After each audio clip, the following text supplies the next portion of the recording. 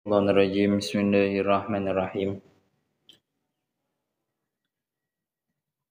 Liridallah li syafaati Rasulillah sallallahu alaihi wasallam wa li ghufrani dhunubina wa li mahwi sayyiatina wa tabdiliha bil hasanat wa li qada'i hawaijid dunya wal akhirah wa li taysiri umuri dunya wal akhirah. Farallahu lana wa lahum wa ila hadarati jamil malaikatil muqarrabin wal karubin rahanin wa jamil malaikah wa uzan la hadrati jamil anbiya wal mursalin alaihi wassalatu wassalamu ala kullin wa ashabi kullin al mu'minin uzan la hadrati nabi mustafa muhammadin sallallahu alaihi wasallam jami'i azwajihi wa dhurriyyatihi wa ali baitihi al kiram jami' sahabati wa tabi'in wa tabi'in jamil ulama wal awliya wal fuqaha wal muhaddisin wal mufassirin jami'i masyayikhina wa asatidina khususan jami' masyayikhina wa asatidina khususan Ki Ahmad Jazuli bin Yaradih Jazuli Ki Zainuddin Jazuli Ki Nur Huda Jazuli Ki Ham Jazuli Ki Fatman Jazuli Ki Unis Jazuli Ki Mahfud Sirat wa Badriyah Husain la hadrati jami' ma'alifi kutubina Husain la hadrati. Ya Allah, Syekh Jaluddin Asadi Hajadan Mahal Syekh Asawi Syekh Fakhruddin Ar-Razi Syekh Mutawali Asy'arawi wa ila hadrati jami'i ahli Darus Mandalam wa ila hadrati jami'i ahli Darus Mandalam al-ahya'i minhum wal amwat sigharihim wa kibarihim Husain la hadrati Mbah Said Ali Azhar wa Mbah Mujahid wa Mbah Abdul Qahar wa Mbah Ubaidah wa Mbah Buaitimiyati wa Mbah Hajir wa Mbah Mansur wa ila hadrati jami'i masyayikh wa ila hadrati jami'i ummatin jami'i muslimin asmatu ghafarallahu lana wa lahumul Fatihah. A'udzu billahi minasy syaithanir rajim. Bismillahirrahmanirrahim. Alhamdulillahi rabbil alamin arrahmanir rahim maliki yaumiddin. Iyyaka na'budu wa iyyaka nasta'in. Ihdinas siratal mustaqim siratal ladzina an'amta 'alaihim ghairil maghdubi 'alaihim waladdallin. Amin. Rabbi ighfirli wa liwalidayya wa lil mu'minina amin ya rabbal alamin innaka antal ghafurur rahim. A'udzu billahi minasy syaithanir rajim. Bismillahirrahmanirrahim. Qala al-mu'allif rahimahullah ta'ala wa nafa'ana bihi wa bi 'ulumihi wa bi asrarihi fid dharain amin ya rabbal alamin. Qala Allah ta'ala fi kitabil karim wa huwa asdaqul qailin. A'udzu billahi minasy syaithanir rajim. Bismillahirrahmanirrahim. Man ihtada fa innama yahtadi li nafsihi wa man dhalla fa innama yadillu 'alaiha wa la taziru waziratu wizra ukhra wa ma kunna mu'adzibina hatta nab'atsa rasula. Surat Al-Isra ayat 15. Man ihtada fa innama yahtadi li nafsihi. Man utawi sapa wong iku ihtada oleh pituduh sapa man. Man utawi sapa wong iku ihtada oleh pituduh sapa man fa innama yahtadi mongko ang mestine oleh pituduh sapa man li nafsihi kedue awak dhewe ne man li anna sawabah tidaihi karena sak tenane ganjarane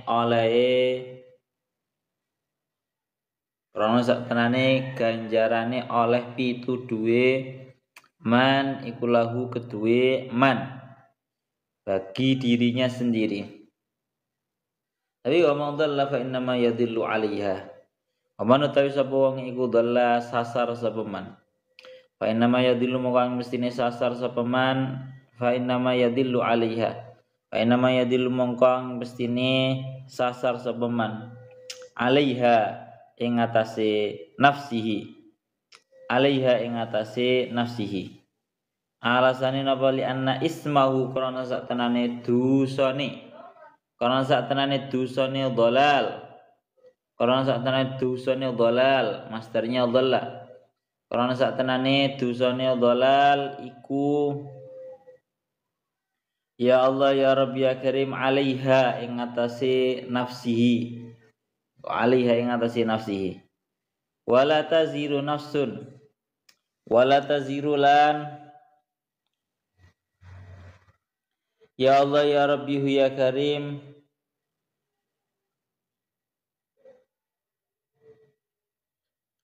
wala taziru lan ora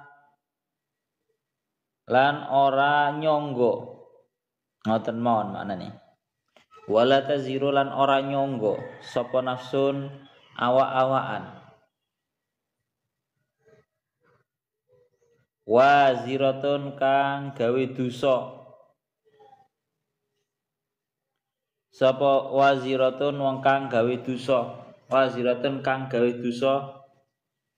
Asimatun tegese kang gawe dosa sapa nafsun. Aila tahmilu tegese ora nyangga sapa wazirah wizra nafsin ing dosane awak-awakan. Wizra nafsin ing dosane awak-awakan. Ukhra kang weneh apa nafsin. Wa ma kunna mu'adzibina hatta nab'atsa rasulah. Wa ma kunna lan ora ana sapa kita atau sapa ingsun iku mu'adzibina kang padha nyiksa. Mu'adzibina kang padha nyiksa sapa kita sapa ingsun ahadan ing wong suwiji. Hatta nab'asa hingga ngutus sapa ingsun rasulan ing utusan. Yubayinu kang mertelakake sapa rasulan. Yubayinu kang mertelakake sapa rasulan. Lahu maring ahad. Lahu maring ahad. Ma ing barang yajibu kang wajib apa ma. Ma ing barang yajibu kang wajib apa ma alaihi ing atase ahad. Alaihi ing atase ahad. Pun sakmenten mawon diyen. Terus sekarang kita niki membahas surat Al-Isra ayat 15. Tengriki banyak poinnya. Tengriki dikaaken kelongi sakbatene bahas wa kullu insanin alzamnahu ta'irahu fi unuki. Samangke bahas manih tada fa inna ma yahtadi li nafsi. Kita tafsiri pakai tafsir globalnya riyen mawon yang menggunakan tafsir Jalalainnya dulu. Manih tada fa inna ma yahtadi li nafsi ay li anna sawabah hidayhi lahu. Barang siapa yang mendapatkan petunjuk, maka sesungguhnya dia mendapatkan petunjuk itu untuk dirinya sendiri. Artinya mendapatkan petunjuk dan dia itu mampu beramal solih dari ihtidaknya itu tadi. Dari dia mendapatkan amal solih, dari dia mendapatkan petunjuk itu sehingga dia mengamalkan amal-amal solih. Maka sesungguhnya yang namanya amal solih yang dia lakukan gara-gara dia mendapatkan petunjuk itu pada hakikatnya untuk dia sendiri. Lianna sawabah ihtidaihi sawabah tidailau. Karena pahalanya itu, manfaatnya itu akan kembali kepada dirinya sendiri. Wa man dhalla fa inna ma yadillu 'alaiha li'anna ismahu 'alaiha. Dan barang siapa yang tersesat dengan artian dia tidak mendapatkan petunjuk, dia tidak bisa beramal saleh, dia pekerjaannya cuma amal-amal yang buruk, maka fa inna ma yadillu 'alaiha, maka sesungguhnya dia itu pada hakikatnya tersesat untuk dirinya sendiri. Tersesat untuk dirinya sendiri karena nopoli anna ismahu 'alaiha. Karena dosa daripada dia tersesat itu dia yang menanggung atas dosanya sendiri. Dialah yang menanggung atas dosanya sendiri. Enggak ada istilahnya dosanya ditanggung orang lain, enggak ada. Lalu teng berikut ngendikaken wala taziru ay nafsun waziratun asimatun ay la tahmilu wizra nafsin ukhra. Dan tidaklah seseorang yang berdosa itu bisa menanggung terhadap dosanya orang lain. Intinya enggak bisa menanggung terhadap dosanya orang lain, itu enggak bisa. Menanggung terhadap dosanya orang lain itu enggak ada istilah menanggung dosanya orang lain. Bon, kita lanjutkan terakhir tengeriku dingendikaken wa ma kunna mu'adzibina ahadan hatta nab'asa rasulah yubayyinu lahum ma yajibu alaihi. Dan tidaklah kami menyiksa kepada seseorang hingga kami mengutus kepadanya seorang utusan, seorang nabi, seorang utusan yang menjelaskan kepadanya apa-apa yang wajib bagi dia. Bon, niku ngoten. Ya Allah ya Rabbi ya Karim. Pun nggih niki berarti poinnya niku adalah 4 teng ayat niki. Secara garis mudahnya poinnya ada 4. Yang pertama, man ihtada fa innama yahtadi li nafsi. Orang itu kalau mendapatkan petunjuk sehingga dia beramal solih, maka amal solihnya itu pada hakikatnya untuk dia sendiri, manfaatnya untuk dia sendiri. Yang nomor 2, wa man dhalla fa innama yadillu alaiha. Orang yang tersesat sehingga dia melakukan tindakan-tindakan yang kurang baik, ya, melakukan sebuah kerusakan, maka pada hakikatnya dia melakukan keburukan, melakukan ketersesatan, yaitu untuk dirinya sendiri pula. Yang nomor 3, wala taziru waziratu wizra ukhra. Tidak ada istilahnya orang itu bisa menanggung terhadap dosanya orang lain. Kalau istilahnya orang itu bisa menanggung terhadap dosanya orang lain. Itu yang nomor 3. Yang nomor 4 terakhir, wa ma kunna mu'adzibina hatta nab'atsa rasulah. Allah Ta'ala itu tidak akan menyiksa terhadap seseorang segolongan kaum kecuali setelah Allah Ta'ala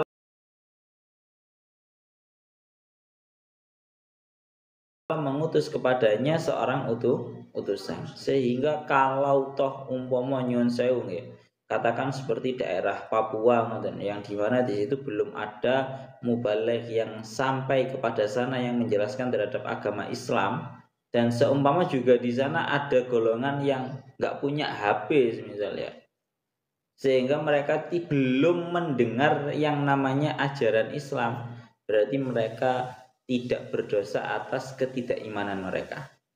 Jadi mulai dianggap berdosa dan disiksa oleh Allah Ta'ala ketika sudah ada orang-orang yang menyampaikan agama Islam ini kepada mereka.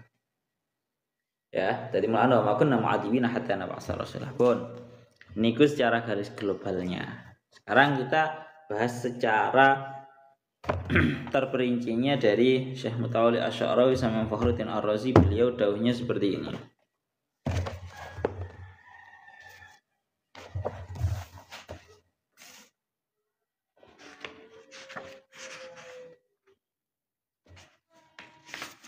Ya Allah ya Rabbi ya Karim.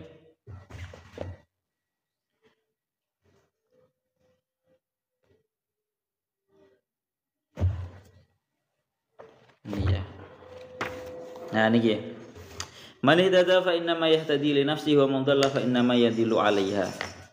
Ini merupakan dawuhnya Allah Ta'ala. Kenapa Allah Ta'ala kok dawuh seperti itu? Barang siapa yang mendapatkan petunjuk, maka pada hakikatnya dia mendapatkan petunjuk untuk dirinya sendiri.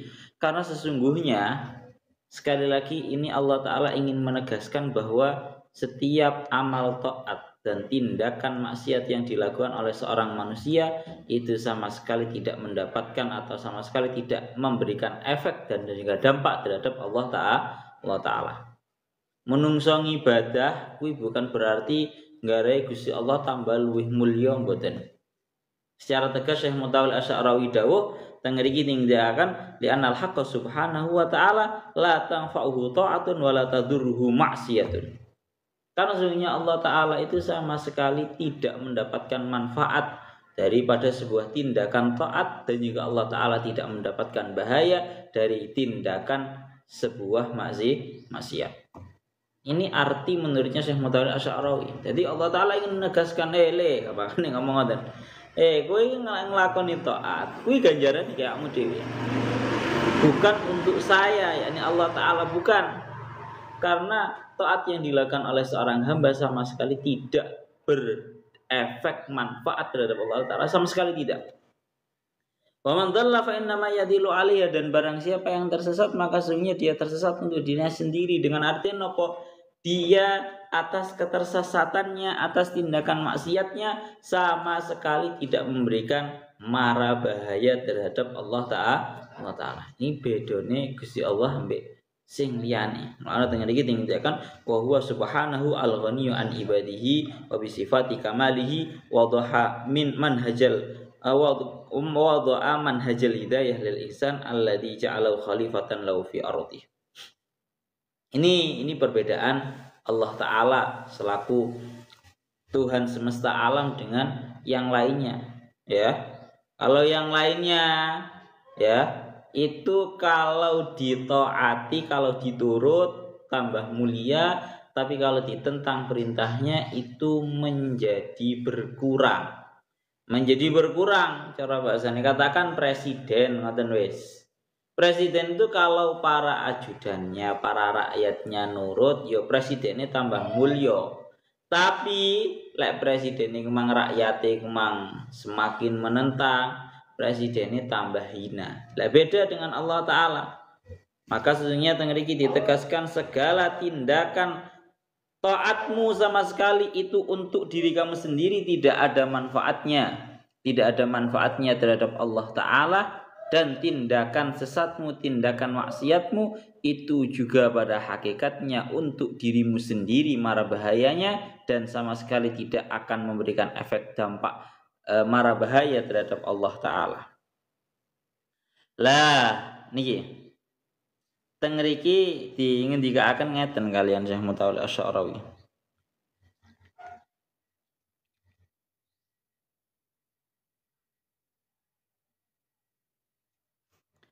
Ya Allah ya Rabbi ya Karim.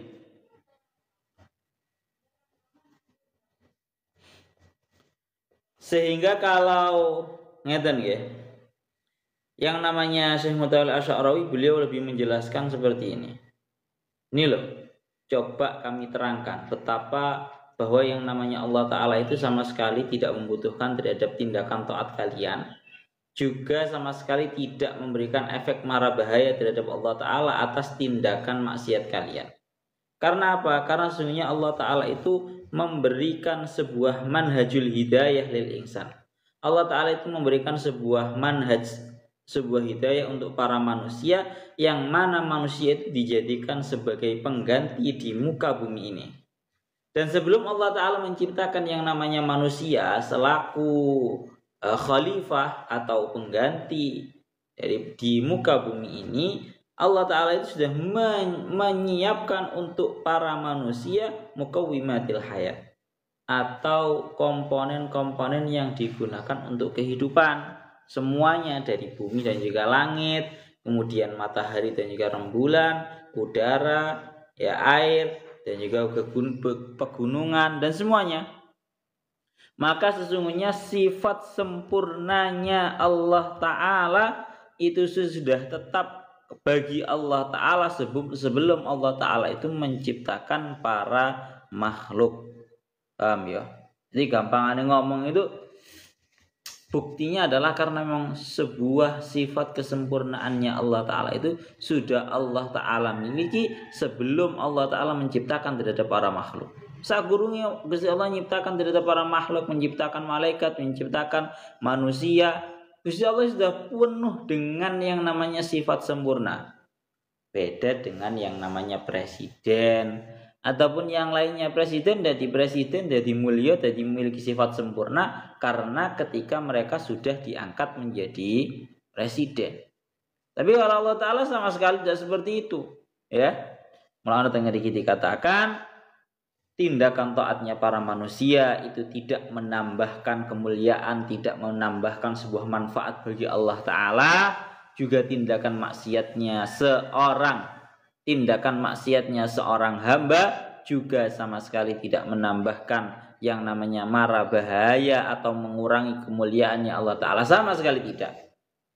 Sehingga muncullah sebuah pertanyaan, loh, kalau toh yang namanya Allah Ta'ala itu tidak manfaat sebuah tindakan taat dari kita, juga tidak bahaya yang namanya tindakan buruk daripada kita, tindakan maksiat daripada kita, lalu buat apa Allah Ta'ala membuat yang namanya sebuah taklifat atau membuat yang namanya sebuah kewajiban-kewajiban yang harus dilakukan dan kewajiban-kewajiban yang harus dijauhi. Artinya gampangannya ngomong ngeten, kowe aja sampai salah paham. Ono omongan lek kapan ibadah kita itu merupakan sebuah ibadah yang sifatnya tidak menambahkan manfaat terhadap Allah, juga maksiat kita itu tidak mengurangi derajatnya Allah Ta'ala, juga tidak mendambakan mara bahaya terhadap Allah Ta'ala. Kowe aja sampai salah paham, ya. Kok malah kok memahami waduh Gusti Allah wis gak kudam ibadah awak dhewe. Wis berarti ora salat wae. Wah, jangan dipahami seperti itu. Walah Gusti Allah kan apa namanya tindakan maksiat kita sama sekali tidak memberikan efek mara bahaya terhadap Allah Ta'ala. Berarti maksiat wae. Wah, salah kowe. Salah kowe. Pemahaman yang seperti itu salah. Adanya omongan seperti ini dengan tujuan agar kalian itu melakukan hal tersebut murni atas dasar kehambaan kita selaku manusia. Paham ya? Dan ditambahkan sama Syekh Mutawalli Asy'arawi, beliau dawuh, kalau toh memang yang namanya tindakan taat dari para manusia tidak menambahkan manfaat, tidak menambahkan derajat kemuliaan terhadap Allah Ta'ala, begitu juga tindakan maksiat itu tidak menambahkan kekurangan kepada Allah Ta'ala, juga tidak menambahkan yang namanya mara bahaya terhadap Allah Ta'ala, maka buat apa Allah Ta'ala membuat peraturan-peraturan, kewajiban-kewajiban harus melakukan ini dan membuat peraturan dilarang melakukan ini, melakukan ini. Nah, seperti itu ya. Gampang memang Gusti Allah kan jarene ibadah kuwi ora manfaati dumateng Allah Ta'ala. Lalu kenapa Allah Ta'ala mewajibkan yang namanya sholat dan juga tindakan-tindakan yang baik yang lainnya? Kalau memang toh yang namanya tindakan maksiat itu tidak membuat mara bahaya terhadap Allah Ta'ala, lalu apa gunanya Allah Ta'ala mengharamkan semisal pekerjaan buruk, membunuh, minum khamar dan juga yang lain? Itu untuk apa? Secara tegas Syekh Mutawalli Asy'arawi beliau dawuh, inna taklif minallahi li'ibadihi min ajlihim wa fi masalihihim. Sesungguhnya sebuah tanggungan atau taklif yang diberikan oleh Allah Ta'ala bagi para hambanya itu pada hakikatnya untuk kepentingan mereka sendiri dan untuk kemaslahatan mereka sendiri. Likai tastamirra harakatu hayatihim wa tatasanadu wa la tata'anadu, agar proses kehidupan para manusia ini bisa terus, bisa berlanjut. Wa tatasanadu wa la tata'anad, ya, saling bisa bersatu dan juga tidak saling bermusuhan.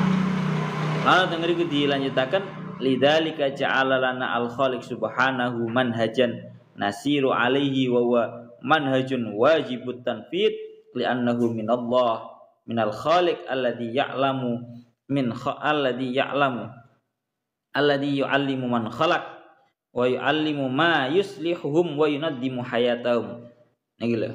Terus tengah dikit akan tujuannya Gusti Allah itu Pak membuat yang namanya taklif seperti itu pada hakikatnya adalah untuk dirinya para hamba sendiri, ya, untuk kemaslahatannya para hamba sendiri agar yang namanya kehidupan ini bisa berlangsung dengan baik. Tekannya seperti itu. Kehidupan ini agar bisa berlangsung dengan baik. Karena sesungguhnya ini merupakan sebuah peraturan yang dibuat oleh Allah Ta'ala yang sifatnya wajib untuk direalisasikan peraturan ini. Karena apa? Karena ini merupakan sebuah peraturan yang langsung dibuat oleh Allah Ta'ala yang mengetahui terhadap segala sesuatu. Sehingga ini Allah Ta'ala juga ingin memberikan tahu kepada kita apa yang merupakan suatu hal yang bisa memperbaiki terhadap diri kita dan suatu hal yang sifatnya itu bisa membuat kehidupan ini menjadi runtut dan juga tertib. Paham? Jadi bukan peraturan ini pada hakikatnya bukan untuk mengekang, tapi untuk yang namanya agar berjalan lebih baik. Itu namanya sebuah peraturan. Walana ngeri ketika akan falaukan man haja basyarin li basyarin lakana laka an tata'abba alaihi amma manhajullah fala yambai al khuruj alaihi. Kalau peraturan manusia dengan manusia itu masih mungkin ditentang. Manusia membuat peraturan, mungkin saja manusia yang lain itu menentang. Tapi kalau itu sudah peraturannya Allah Ta'ala, wah kita nggak bisa menentang. Masya Allah.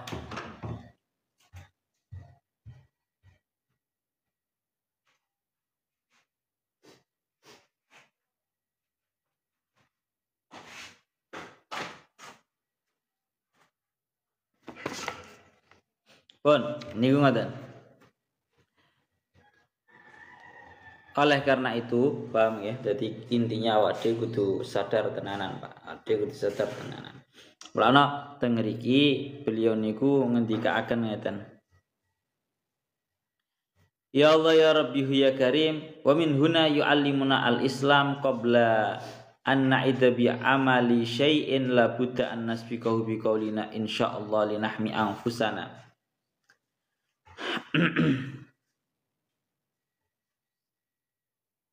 Mulane teng mriki dingendikaaken dadi bahasane ngeten. Idzan tasyri'atullah turidu an tahmiyan nas minan nas. Kalau seperti itu bisa disimpulkan bahwa yang namanya syariat-syariat yang dibikin oleh Allah Ta'ala, aturan-aturan di dalam syariat yang dibikin oleh Allah Ta'ala, itu pada hakikatnya ingin melindungi manusia dari manusia yang lainnya. Ya. Turidu an tajannat asbabud dhuhni alal akhar di dalam takdi hajataka ala yadayhi. Pon niku ngoten. Jadi sudah jelas nggih. Jadi sudah jelas bahwa yang namanya syariat kita itu man ihtada fa innama yahtadi li nafsi wa man dhalla fa innama yadillu 'alaiha, itu pada hakikatnya kembalinya semuanya kepada diri kita sendiri, bukan kepada Allah Ta'ala, dan adanya semua bentuk taklif yang ditaklifkan oleh Allah Ta'ala terhadap kita itu pada hakikatnya adalah untuk kemaslahatan kita sendiri, untuk keberlangsungan hidup kita secara baik. Jadi peraturan yang ada dalam syariat kita itu pada hakikatnya bukan untuk mengekang, tapi untuk mengatur agar menjadi lebih baik. Itu seperti itu. Ya Allah ya Rabbi ya Karim.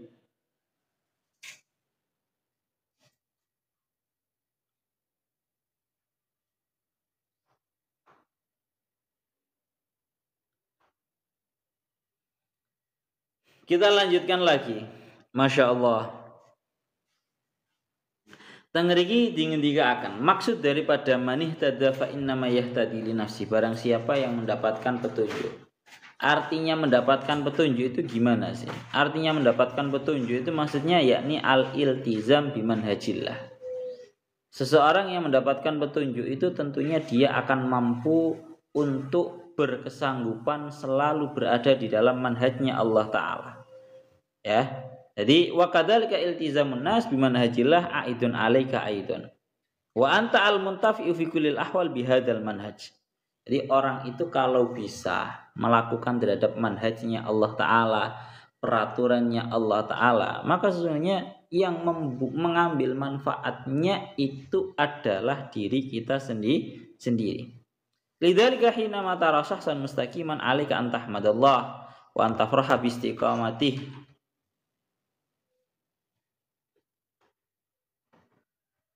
Wa iyyaka an tahza'a bihi wa taskhara minhu li anna istiqamata sa'ta'udu bil khairi 'alaika fi harakati hayatik. Iya.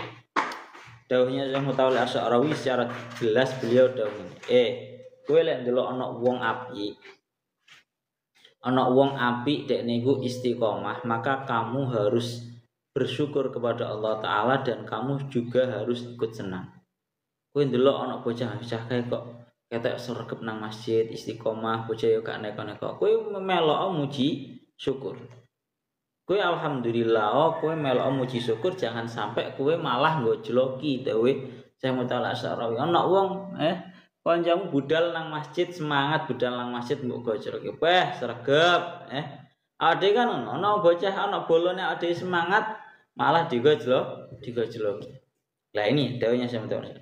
Kalau kamu melihat ada teman atau orang lain yang dia itu bisa istiqomah atas manhajnya Allah Ta'ala, maka hendaknya kamu bersyukur dan kamu merasa bahagia atas hal tersebut. Karena apa? Karena kamu akan mendapatkan manfaat daripada seseorang yang bisa istiqomah. Anak wong liya istiqomah, hampir bisa dipastikan kamu juga ikut mendapatkan manfaatnya. Karena ya itu tadi, kalau ada orang baik melakukan segala perintahnya Allah Ta'ala, menjauhi segala larangannya Allah Ta'ala, dia akan menjadi seseorang yang bermanfaat untuk dirinya sendiri, bahkan bisa menjadi seorang yang bermanfaat untuk orang-orang sekitarnya. Dawuhnya Syekh Mutawalli Asy'arawi seperti itu.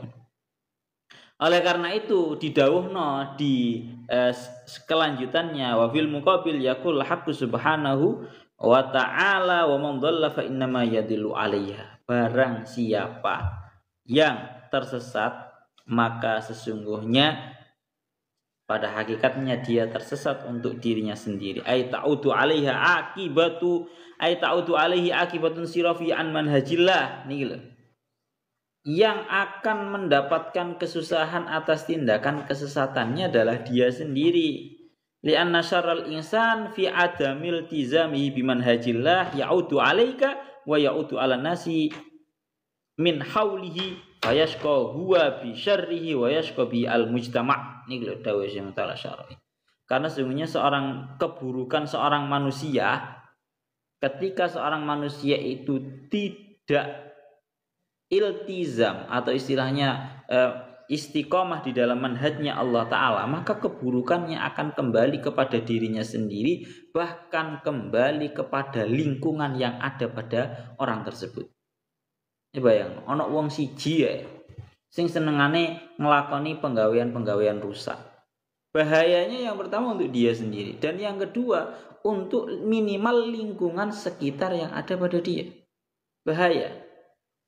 Paham ya? Jadi napa? Bahasanya orang yang buruk, orang yang tersesat itu bahaya. Bahayanya adalah bukan hanya pada untuk dirinya sendiri, tapi juga untuk orang-orang sekitar, bahkan bisa sampai seluruh dunia. Ana dawuhnya Syekh Mutawalli Asy'arawi seperti itu. Jadi kowe lek ana wong apik cah, kowe iki syukura. Nah, kalau perlu orang-orang baik itu diviralkan. Bahasane daripada orang-orang yang buruk itu mereka yang memviralkan terhadap pekerjaan mereka sendiri. Jangan sampai awak dewe yang beramal baik ini izin, malah mereka yang melakukan tindakan maksiat malah bangga. Wah, jangan sampai wale Pak dunia ini jangan sampai kok ngono. Wes niki daunya Masya Allah. Jadi orang yang iltizam, orang yang mampu mendapatkan petunjuk daripada Allah Ta'ala sehingga dia itu iltizam, istiqomah atas manhajnya Allah Ta'ala, dia itu juga akan memberikan manfaat untuk dia sendiri dan banyak orang lain. Disawangki minimal adem orang yang seperti itu.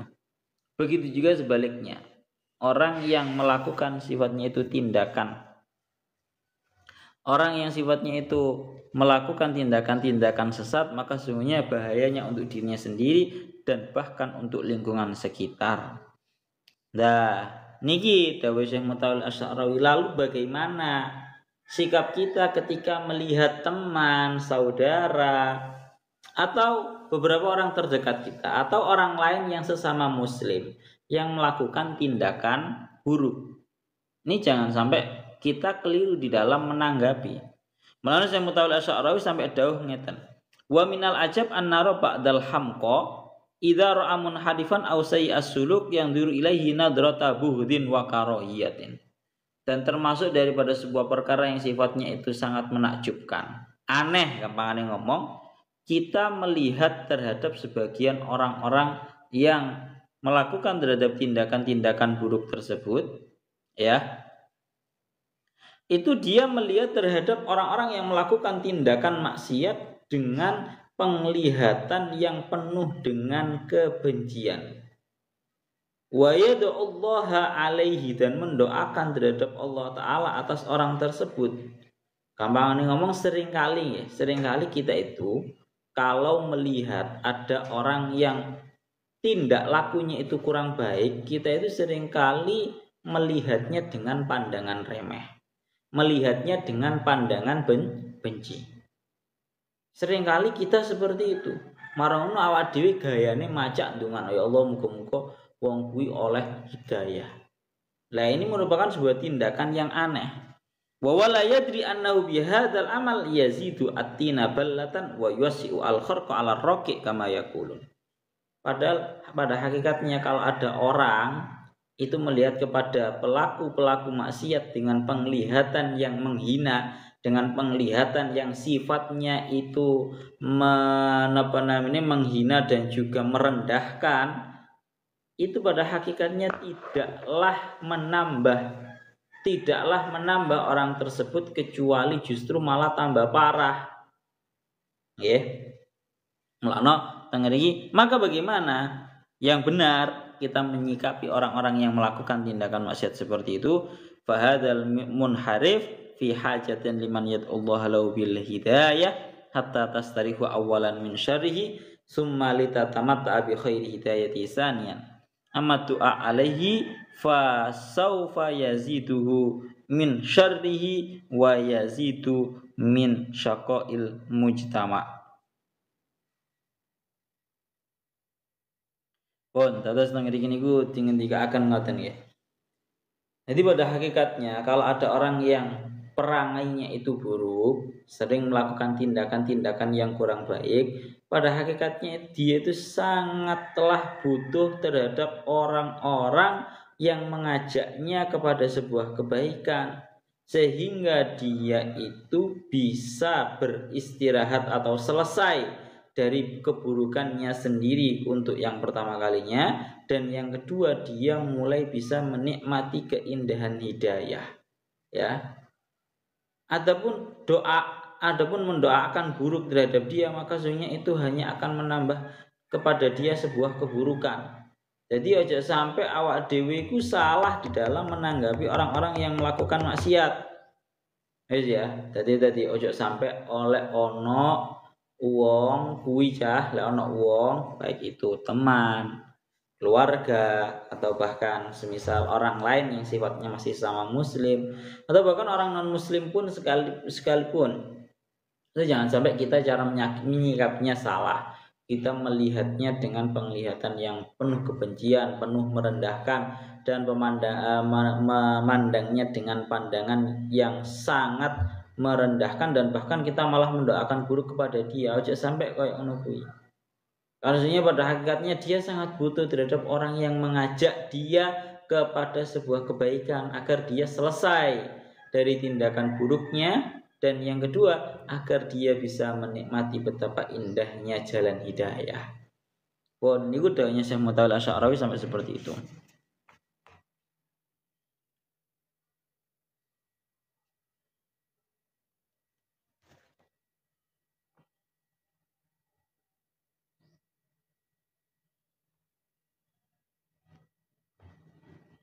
Pun kita lanjutkan lagi ya. Kita lanjutkan lagi. Beliau Syekh Mutawalli Asy'arawi sampai dawuh seperti ini. Muapik tenan. Maka iling-ilingan. Maka barang siapa yang memiliki sebuah tindakan kebaikan, maka harus nih bahasa nih beliau tak bacakan saja. Wa fi hadzal mantiq 'allamana al-Islam anna man kanat ladaihi qadiyatun ilmiyatun ta'udu bil khair fa alayhi ayyudiha ilan nas. Dan masih dalam kategori ini agama Islam mengajarkan kepada kita bahwa barang siapa yang dia itu memiliki sebuah pengetahuan tentang ilmu, yang ilmu ini bermanfaat dan membawa kebaikan, maka seharusnya bagi dia untuk menularkan hal tersebut kepada yang lainnya. Kowe punya keahlian ilmu apa yang ilmunya itu sifatnya membawa sebuah kebaikan, maka kamu harus menularkan hal tersebut kepada orang lain agar hal yang positif seperti ini bisa menambah kepada yang lainnya. Kamu punya keahlian isok ngaji, kowe kudu gelem mulangi nang wong liya. Kowe punya keahlian rupane isok masak, kowe kudu isok mengajarkan kepada yang lainnya untuk memasak, dan seterusnya. Dawuhnya sementara Asy'arawi seperti itu. Karena apa? Oleh karena itu, dengan seseorang itu menularkan sebuah ilmu yang dia miliki kepada para manusia, maka sesungguhnya kita sendirilah yang akan mendapatkan manfaat daripada hal tersebut. Ya. Jadi pokoknya sebuah ilmu apapun yang kita miliki, ilmu yang positif, maka hendaknya itu kita tularkan kepada yang lainnya. Ojo elek, ojo barang elek sing ditularnya, Pak. Hal-hal positif yang ada pada diri kita pembahasan-pembahasan ilmiah yang ada pada diri kita hendaknya kita tularkan kepada yang lainnya, karena ini akan berdampak yang sangat besar. Oleh karena itu agama Islam ini mengharamkan yang namanya kitmanul ilmi atau menyimpan ilmu. Karena nopo? Karena itu menyebabkan sebuah mara bahaya atas seseorang itu sendiri dan atas mujtama atau nopo bahasanya lingkungan sekitar. Ana Kanjeng Nabi dawuh mangkatama ilman aljamahullahu bilijamin min nari yaumil qiyamah. Barang siapa yang menyimpan satu ilmu, niscaya Allah taala akan membelenggunya dengan belenggu dari neraka besok di hari kiamat. Jadi ngoten. Jadi awak dhewe duwe tindakan positif apa? Ayo kita tularkan tindakan positif ini kepada orang lain. Kowe duwe tindakan positif gelem ngaji. Ayo ditularkan kepada yang lainnya. Kowe duwe tindakan positif rupane kowe iso masak, kowe iso atau apapun itu suatu hal yang sifatnya positif. Ayo ditularkan kepada yang lainnya. Kita ajarkan suatu hal yang positif ini kepada yang lainnya. Agar terbentuk yang namanya sebuah mujtama, sebuah lingkungan yang baik. Niku seperti itu.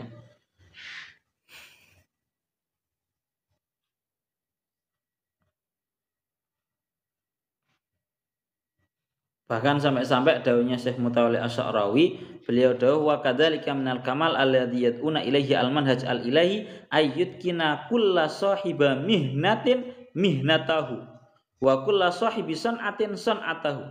Termasuk daripada sebuah kesempurnaan yang kita itu diajak kepadanya adalah hendaknya kita itu memperkokoh kembali. Hendaknya setiap orang yang memiliki sebuah pekerjaan, dia mengokohkan tindakan pekerjaannya itu tadi.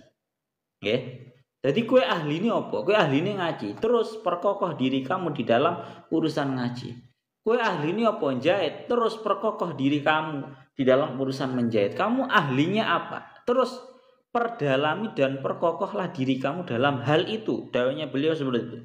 Fal insanu fi harakati hayatihi yutqinu amalan wahidan lakin hajatahu fil hayati katsiratun wa muta'addidatun. Walaupun pada realitanya seorang manusia itu di dalam kehidupan pergerakan hidupnya dia itu cuma butuh yang namanya mengokohkan terhadap satu pekerjaan, walaupun pada hakikatnya dia itu memiliki kebutuhan yang sangat banyak kepada yang lainnya. Nah ngeri dicontohkan sama Syekh Mutawalli Asy'arawi. Andaikan toh ada seorang penjahit khoyat, seorang penjahit semisal yang dia itu pekerjaannya menjahit baju, maka tentu dia tidak akan bisa melakukan atau mengerjakan suatu pekerjaan yang lain. Padahal pada hakikatnya dia di dalam hidupnya itu membutuhkan kepada beberapa pekerjaan yang banyak. Dia butuh terhadap dokter, dia butuh terhadap guru, dia butuh terhadap tukang, dia butuh terhadap pandai besi, dia butuh terhadap yang namanya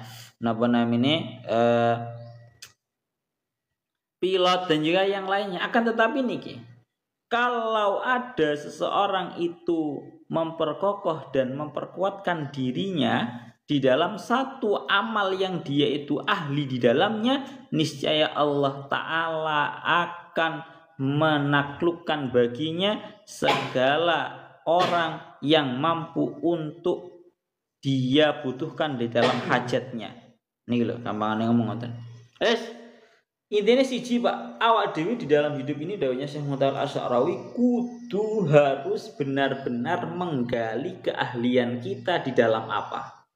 Kowe ahli menjahit sing tenanan, itu akan memberikan dampak yang sangat besar untuk diri kamu sendiri dan juga lingkungan sekitar. Kowe ahlimu apa?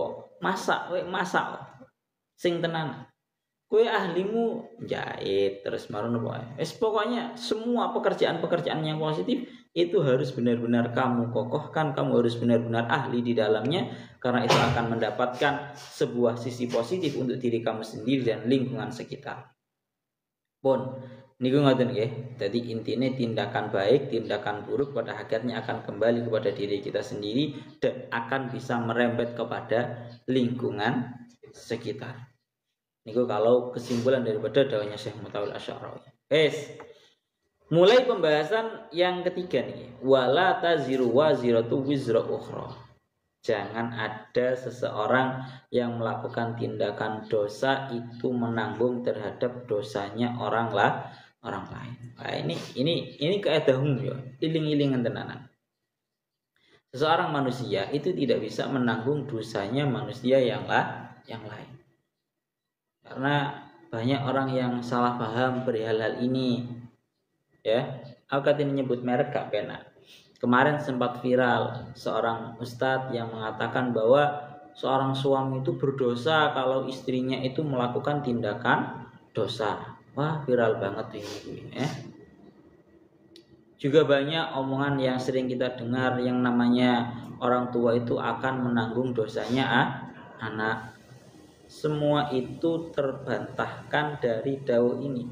Wala taziru waziratu wizra ukhra. Dan tidaklah seseorang yang berdosa itu bisa menanggung terhadap dosa yang lainnya. Dosa orang yang berdosa yang lainnya. Ora iso. Dosa tidak bisa ditanggung oleh orang lain. Dosa ditanggung masing-masing. Lah, melaknat ngeri ngendika akan maka termasuk daripada adilnya Allah Ta'ala. Cara tafsiran yang enak dari Syekh Mutawil Asy'arawi, beliau secara tegas, la yahmilu ahadun dzamba ahadin. Tidak ada satu orang pun yang bisa menanggung atas dosanya orang lain. Ora enek. Jadi kowe aja percaya oleh ana wong buaya, dosane tak tanggung. Ya. Isine ana to. Wis to kamu lakonono kuwi ya. Lek dosa kok dosane tak tanggung. Bathukmu kuwi. Sing jenenge dosa iku tidak bisa ditanggung oleh orang lain. Wala yu'akhadhu ahadun bi jariratin roti ghairihi. Pun. Niku maknane ngoten. Maka ini termasuk daripada tindakan, ini termasuk daripada bentuk keadilannya Allah Ta'ala. Allah Ta'ala itu menghisab seorang manusia hanya dengan amalnya sendiri dan menanyai dirinya sendiri. Dan tidaklah melemparkan kepada seseorang itu dosanya orang lain. La yajzi walidun an waladihi wala mauludun huwa jazin an walidihi syai'a. Lah ini mulai masuk kepada sebuah pembahasan. Jadi di dalam ayat Al-Quran itu ada 3 ayat. Pertama, kalau dalam surat Al-Isra ini bunyinya wala taziru waziratu wizra ukhra. Seseorang itu tidak bisa menanggung dosanya orang lain. 1. Dalam ayat yang lain seperti dalam surat Al-Ankabut ayat 13, tengeriku ada ayat yang berbunyi walayah milunna asqalahum wa asqalam ma'a asqalihim. Dalam surat Al-Ankabut ayat 13 ini seolah-olah dan benar-benar akan kami menanggung dosa-dosa berat mereka dan dosa-dosa berat bersamaan dengan dosa-dosa berat mereka. Artinya seolah-olah dari ayat ini bisa yang namanya menanggung terhadap dosa. Bahkan di dalam surat An-Nahl ayat 25 di situ disebutkan liyahmilu auzarahum kamilata yaumal qiyamati wa min auzaril ladina yudillunahum bighairi ilmin ala sa'a ma yazirun. Agar mereka itu menanggung terhadap dosa-dosanya para pengikutnya secara sempurna besok di hari kiamat, dan dari dosa-dosanya orang yang mereka sesatkan dengan tanpa adanya ilmu. Berarti seolah-olah yang namanya dosa itu bisa orang lain itu bisa mendapatkan transferan dosa dari yang lainnya. Maka ini harus bisa kita carikan titik temu. Bahasanya harus kita carikan yang namanya titik temu. Kan tegas lah, liyahmilu auzarahum kamilata yaumal qiyamah. Agar mereka menanggung terhadap dosanya mereka sendiri secara sempurna di hari kiamat. Min auzaril ladina yudillunahum bighairi ilmin ala sa'a ma yazirun. Dan agar mereka juga menanggung terhadap dosa-dosanya orang-orang yang mereka sesatkan. Berarti ini namanya orang tersebut menanggung dosanya orang-orang yang mereka sesatkan oleh transferan dosa dari orang yang mereka sesatkan. berarti seolah-olah bertentangan. Akhirnya dijamekkan, dicarikan titik temu sama Syekh Mutawalli Asy'arawi. Daunnya beliau seperti ini. Pada hakikatnya, kalau sampean benar-benar cermat di dalam memahami 3 ayat itu tadi, sebenarnya sampean sudah akan menemukan yang namanya sebuah jawaban.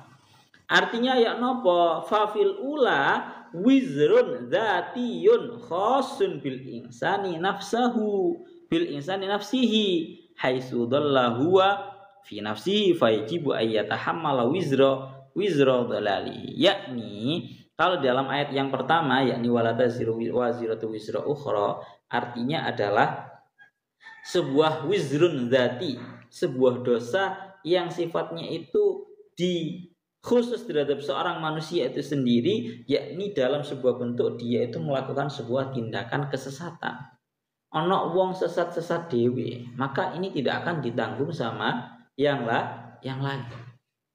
Ya. Ono wong sesat-sesat dewe, maka ini tidak mungkin ditanggung oleh yang lain. Ada istri semisal ya. Istri ini kok tiba-tiba dia itu tersesat. Senyon sewu, semisal dia melakukan tindakan-tindakan yang kurang baik, ya, ora gelem kudungan, ya. Terus maronganten napa iki jenenge? Dan melakukan tindakan-tindakan haram yang lainnya, maka atau anak juga. Anak ini kok ketepatan dia itu napa bahasane melakukan tindakan-tindakan yang menyeleweng. Dene senengane ngombe khamar. Terus maronganten dan juga seterusnya. Maka orang lain tidak menanggung terhadap dosanya. Nanti ini sesat-sesat dewi. Beda halnya lah ini wa amma fil ayat asaniyah, adapun di dalam ayat yang kedua faqat adalla ghairahu fatahammala wizrahu al khasibihi wa tahammala wizra man adallahu. Niki lho. Adapun ketika seseorang itu tindakan tersesatnya itu gara-gara disesatkan oleh orang yang lain. Tindakan sesatnya itu gara-gara disesatkan oleh tindakannya orang lain. Maka sesungguhnya orang yang menyesatkan ini dosane loro. Pertama dosane sesati awake dhewe, marang yang kedua dosa sesati orang yang mereka sesatkan. Bisa dibedakan ya. Ngoten lho. Jadi gampangane ngomong ngeten. Jadi urusan anak, istri, ketika mereka melakukan tindakan-tindakan maksiat, tindakan-tindakan haram, tindakan-tindakan tersesat, itu yang namanya orang tua sama suami tidak mendapatkan dosanya. Nah, tidak mendapatkan dosanya. Selagi memang yang namanya seorang suami, yang namanya seorang orang tua itu sudah benar-benar memberikan pendidikan yang baik. Bojone wis ngomongi nang sing wedok nang istrine, ya ngene iku haram, wajib kudungan dan juga seterusnya, tapi ora kena. Wong tuane wis ngomongi nang anake nak aja ngene, ora oleh nak. Anake sik terus. Sudah dididik dan ditarbiyah, sudah diberitahu, tapi anaknya masih terus. Maka seorang tua itu tidak berdosa. Baru yang namanya suami, baru yang namanya orang tua itu akan mendapatkan dosa atas tindakan haramnya seorang istri, tindakan haramnya seorang anak ketika memang yang mengajarkan adalah mereka. Paham ora? Sing ngurui elek iku pancen wong tuane. Orang tuanya yang menelantarkan anaknya tanpa dididik dengan didikan agama. Kan seorang tua, suami itu kan memiliki kewajiban untuk membimbing. Kan seperti itu ya. Jadi wong tua lek sampai tidak memperhatikan pendidikan agamanya seorang anak, dia berdosa. Paham ya? Jadi dosanya wong tua dari segininya, dia membuat anaknya terbengkalai dalam urusan pendidikan agama, dia dosa. Karena seorang tua itu wajib ada memiliki kewajiban, ya ayyuhalladzina amanu qu anfusakum wa ahlikum naro.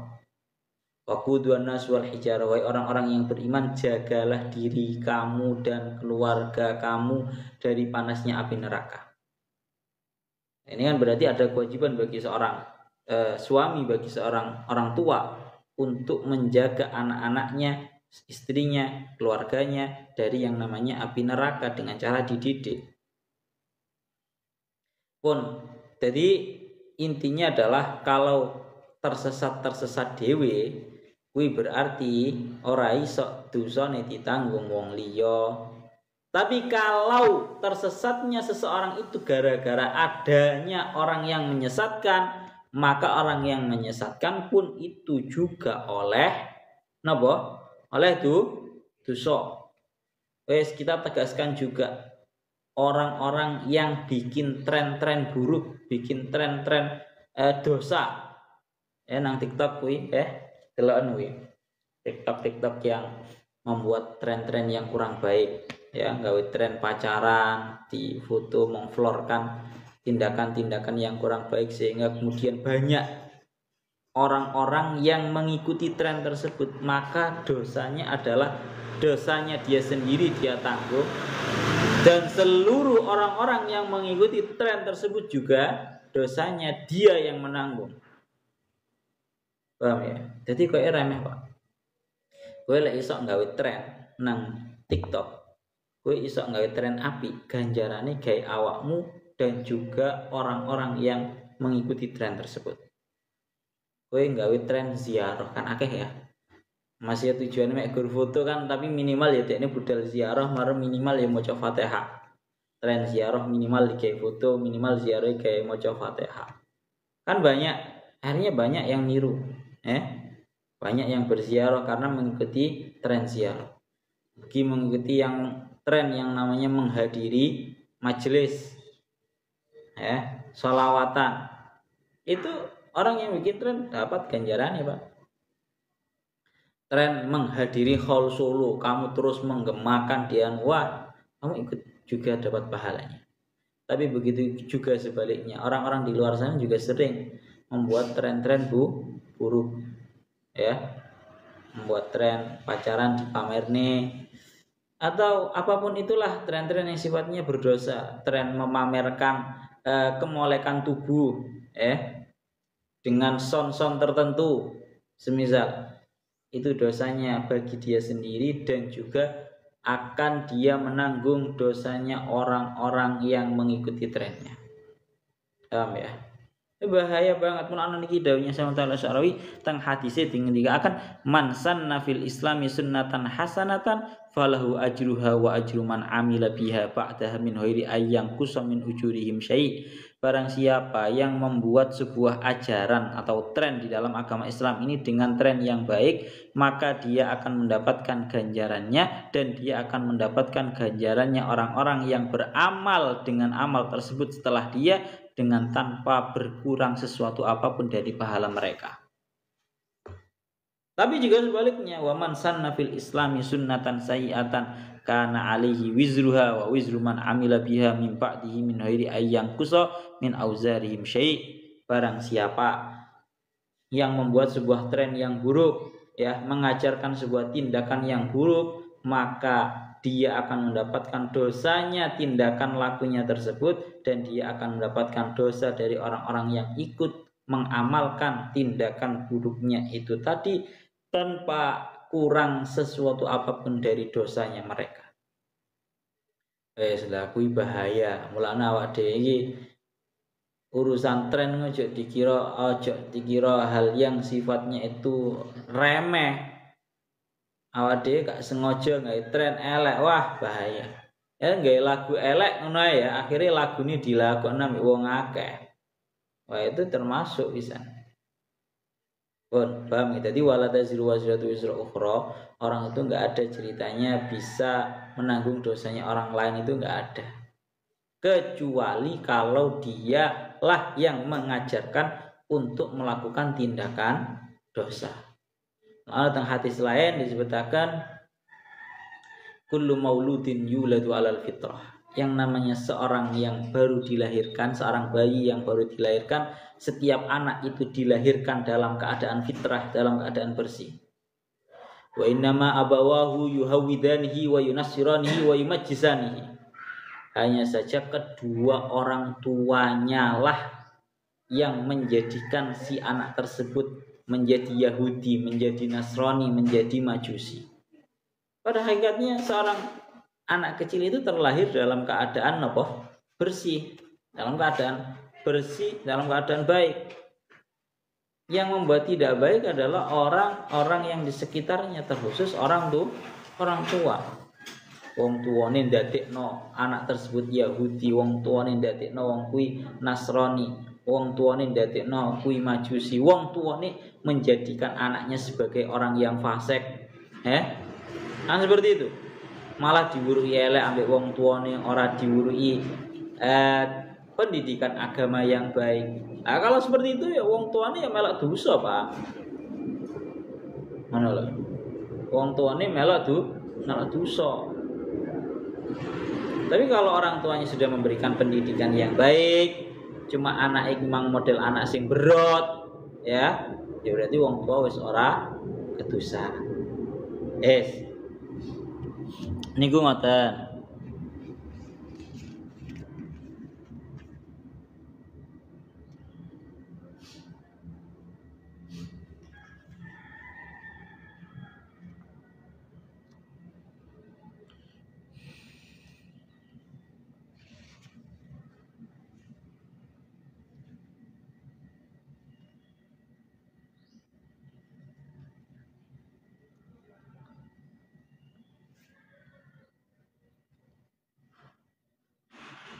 Kita lanjutkan lagi.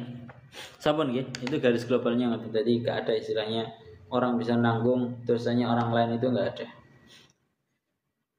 Terakhir, wa ma kunna mu'adzibina hatta nab'atsa rasulah.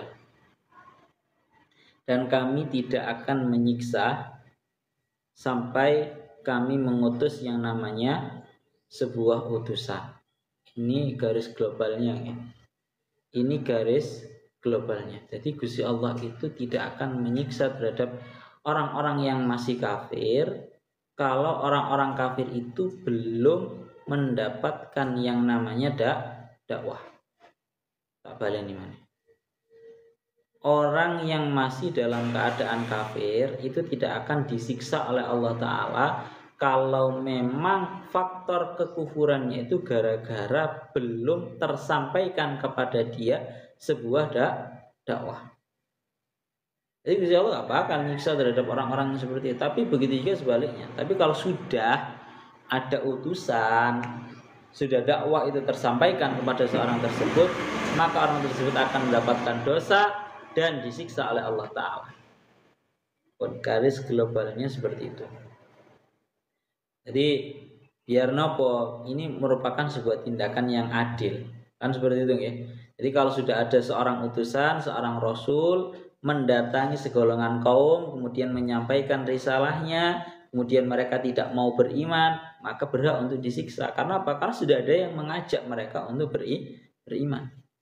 Tidak dengan sebaliknya. Tidak dengan sebaliknya. Dengan arti kalau masih belum ada sosok pun yang berdakwah terhadap mereka, maka kalau seperti itu dia tidak, walaupun kafir, tidak disiksa oleh Allah Ta'ala. Emang ya kita contohkan itu tadi. Andaikan semisal nang Papua itu yang orang-orang pedalaman itu belum ada orang yang sama sekali menyentuh dan berdakwah terhadap mereka. Dan kok ke depan ya ora duwe HP semisal wong-wong ngono kuwi. Maka kalau seperti itu, mereka sekalipun masih dalam keadaan kufur, mereka itu tidak dikategorikan akan disiksa oleh Allah Ta'ala. Paham ya? Karena mereka belum tersampaikan kepada mereka yang namanya sebuah dakwah. Belum kena taklif karena belum ada yang menyampaikan taklif tersebut. Bahkan dawuhnya ini kan menjadi sebuah permasalahan ya. Apakah harus ada orang yang mendatangi mereka, ataukah sebenarnya yang namanya dakwah itu sudah bisa didapatkan dari yang namanya HP? Apa ini ngomong? Umpama ya ada orang hidup di perkotaan, ini sama sekali belum pernah mendapatkan ajaran-ajaran Islam dari seseorang, tapi dek niku wis ngerti nang jerone HP iku ana sing jenenge dakwah Islam. Maka tengeriku kan kalau seperti itu ya wes, berarti itu sudah namanya sudah nab'asa rasulah. Itu sudah dianggap sebagai utusan. Saya masih ingat ada salah satu ulama Al-Azhar, beliau berkata begini, andaikan orang-orang barat itu kan banyak yang kufur. Andaikan banyak orang-orang barat itu mereka itu kufur, namun alasan kekufuran mereka karena yang namanya agama Islam itu di framing dengan framing yang buruk kepada mereka. Ono sing ngomong, dawuhnya ulama Al-Azhar itu mereka nggak mendapatkan siksa. Kan di barat sana kan yang namanya agama Islam itu di framing dengan framing yang buruk. Agama teroris, agama penjajah, agama yang sukanya perang. Kan seperti itu ya. Sehingga menutup akal waras seorang manusia. Menurut salah satu ulama Al-Azhar, ini bisa dikatakan belum tersampaikan dakwah terhadap mereka sehingga mereka tidak akan tersiksa. Tapi kalau Syekh Mutawalli Asy'arawi tegas, Pak. Umpomo dawuh Syekh Mutawalli Asy'arawi. Umpomo gak ada orang yang mengajak.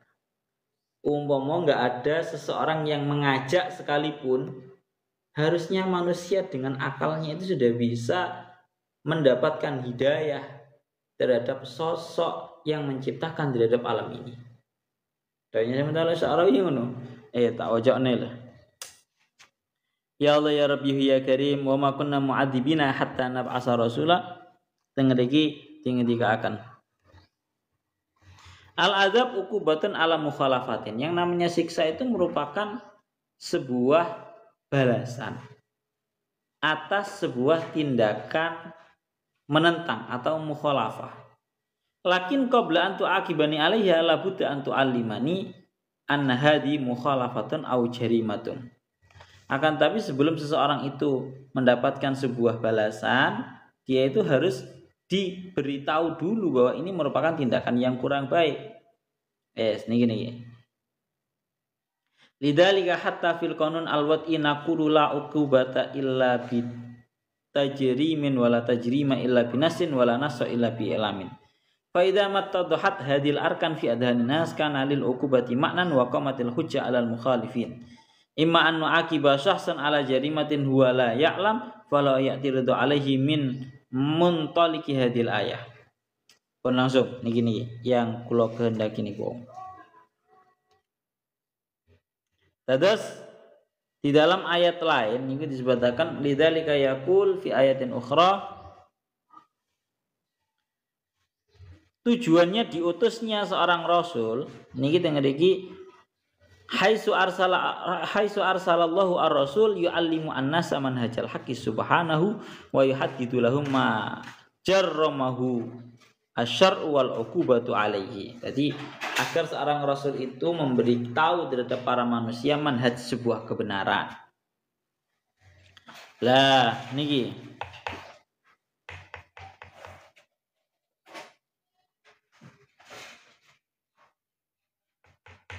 dawuhnya Syekh Mutawalli Asy'arawi, beliau dawuh tegas tinggi. Waqat waqafa al ulama'u amama hadhil qadiyah. Faqalu in kanatil hujjatu qad qamat alaman amana bi risalati Muhammadin sallallahu alaihi wasallam fama balul kafir alladzi lam yu'min wa lam ya'lam manhajallah wa ka'annahum yaltamisuna lahu al udra bi kufri. Dawuhnya Syekh Mutawalli Asy'arawi, kalau toh yang namanya hujjah itu telah berdiri atas orang-orang yang beriman gara-gara sosok baginda Nabi itu telah diutus kepada kita, maka bagaimana kondisi dan keadaannya orang-orang kafir yang belum beriman dan belum mengetahui terhadap manhajnya Allah Ta'ala. Seolah-olah mereka itu ingin menjadikan ini sebuah alasan. Seolah-olah mereka ingin menjadikan ini sebuah alasan. Wong kafir kufur dalam keadaan belum mengetahui manhajnya Allah. Seolah-olah mereka itu ingin alasan, kan belum tahu. Itu hanya sebuah alasan. Mulana tengriki dilanjutkan, naqulu laqad arafa al-insanu rabbahu azza wa jalla awalan bi aqli. Menungso iku hakikate, Pak. Walaupun gak ada seorang rasul, katakan seperti orang-orang barat yang belum tersampaikan dakwah terhadap mereka secara seorang manusia itu bisa mengenal Tuhannya pertama kali lewat akal. Pokoknya gelem gunakno akale, manusia pasti akan mengenal terhadap Tuhannya. Paham ya? Wa bima rakabahu fihi khaliqu subhanahu min mizanin imaniyan huwa al-fitrah. Dan seseorang bisa mengenal terhadap Tuhannya dengan apa yang Allah Ta'ala berikan terhadap dirinya, yaitu sebuah fitrah. Fitrah, rasa bersih, ya, sifat bersih yang ada pada diri seorang manusia. Hadil fitrah hiyal mas'ulah anil iman bi quwwatin qahiratin wara al wujud wa illam ya'ti rasulun. Beliau tahu guys, Pak. Tahu. Jadi fitrah yang dimiliki oleh manusia, fitrah itu maksudnya adalah sebuah bersih. Manusia dilahirkan dalam keadaan bersih. Seorang manusia dengan fitrahnya, kebersihan yang ada pada hatinya, itu akan mengajak dia untuk melakukan yang namanya iman. Wa illam ya'ti rasulun, walaupun tidak datang seorang utusan pun. Wah, ini bahkan beliau memberikan sebuah contoh-contoh yang banyak. Salah satunya adalah beliau niku sampai dawuh seperti ini. Beliau mencontohkan seperti ini. Kalau toh ada seseorang manusia, dia itu berada di tengah-tengah hutan. Ya, berada di tengah-tengah hutan. Kemudian dia tidak menemukan tanda-tanda kehidupan sama sekali. Dan tiba-tiba dia itu ngantuk tertidur, dawuhnya Syekh Mutawalli Asy'arawi. Dan setelah dia terbangun, tiba-tiba di hadapannya itu ada banyak makanan yang tersedia di depannya. Makanan yang enak-enak, minuman yang enak-enak. Kira-kira dekne mikir apa ora? Sopo sing nyiapno sing jenenge panganan iku mak. Mangsa gurunge turu ora enek apa-apa kok tangi turu kok wis siap kabeh. Pasti dia akan mikir. Iki pasti ana wong sing nyiapno. Pasti ada sosok di balik ini semua yang menyiapkan makanan ini. Dawuhnya seperti itu. Bila ala tufakiru fi amriya qabla antam tadda yaduka ilaiha ala talifat intibahuka wa tusiru tasaulatuka amman atabiya. Pasti orang yang seperti itu bakal bertanya-tanya, orang bakal langsung badok dhisik ana orang, mesti memikir panganane sapa sing nggawa mrene, mesti mikir seperti itu. Karena apa? Hakada al-insanu bi aqlihi wa fitrati la budda ayyahtadiya ila anna lil kauni khaliqan mubdian. Seseorang itu saja bakalan mikir keras kalau dia sebelum tidur nggak ada panganan, setelah tidur tiba-tiba banyak makanan di hadapannya, dia mikir kapan ini pasti ada yang menyiapkan, ini pasti ada yang mempersiapkan dan membawa ke sini. Maka seharusnya seorang manusia dengan akalnya dan juga fitrahnya, dia bisa berpikir lebih keras bahwa alam sebesar ini pun itu pasti juga ada yang menciptakan. Wakeh Pak, wakeh contoh-contohnya. Artinya niku nggih dawuhnya anu. Dan terakhir sebagai contoh yang terakhir didawakan kalian, Syekh Mutawalli Asy'arawi dawuh waqat sabaqa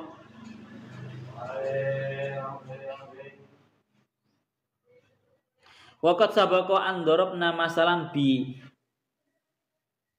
Addison alladzi iktashafa al-kahriba'a wa kam akhadha minal ihtimami wa dirasati fi hinin annal idha'ah bil kahriba tahtaju ila adawatin wa ajhizatin wa amwalin wa hiya urdatun lil a'tal wa masdarun lil akhtar.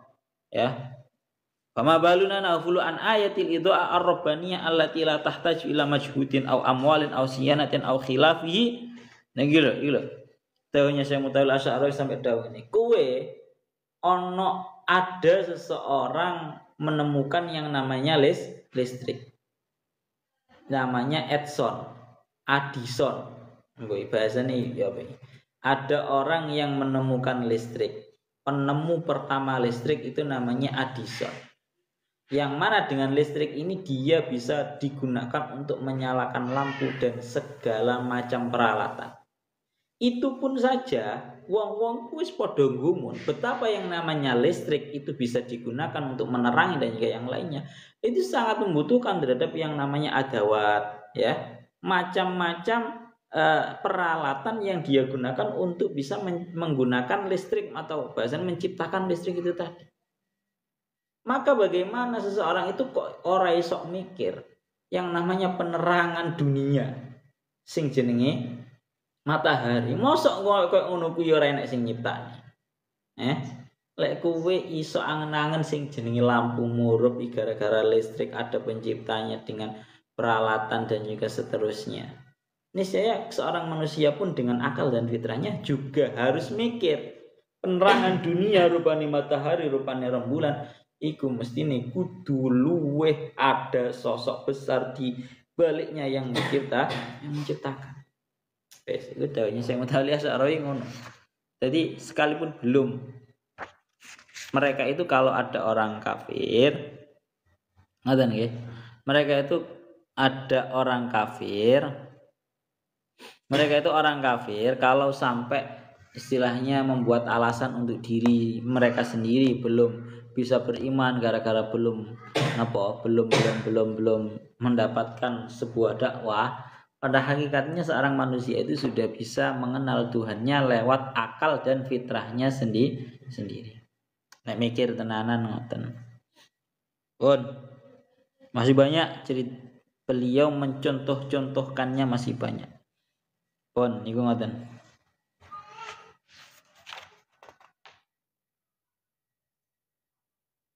Pun ngoten mawon, wa idza aradna an nuhlika qaryatan amarna mutrafiha fafasaqu fiha fahaqqa 'alaiha al-qawlu fadammarnaha tadmira.